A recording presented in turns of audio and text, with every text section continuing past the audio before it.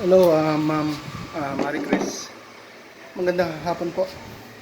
So, ito po yung ginawa naming sample na sa bar stool. Nakita po ninyo. Yung height nito, ma'am, is standard naman sa bar counter. So, ayun po siya. Ngayon, kung nakikita nyo po itong kahoy, kung gusto nyo babalutin namin siya dito, yan. Lalagyan namin foam at saka yung tela. Pwede po siya. So, ito naman yung mga foam namin, is it's Uratex. So, ayan po siya. Halos same dun sa picture na sinend po ninyo, ma'am. So, ayan po siya. Yung sa likod niya. And then, ipauupuin lang po ako para makita nyo po yung comfortable seat pad po niya, ma'am.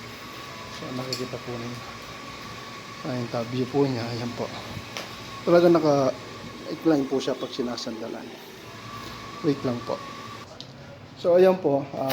Itatry namin may uupo na magiging model po natin. So, ayan po yung pagkaka-height niya. Tsaka yung footrest natin. Ayan, makapal po siya. So, no worries for the mabali. So, ayan po. Tsaka yung pagka-rest ng kamay doon. Yan po. Kung gusto po nyo ganito, kung gusto nyo babalutin natin tong kahoy o as is na lang yung kahoy, maganda po siya kasi sa kahoy para yung na lang sweet pot po ba. So, ayan po yung bar stool, ma'am. Kasi yung chair naman natin, kung gusto nyo yung as is yung dati, gagawin po natin yon. Ngayon, kung gusto nyo yung silyang ganito, babalutin na lang doon para magterno-terno po ba. So, ayan po, ma'am. Advice ko lang po. Maraming salamat po, ma'am. Okay, bye.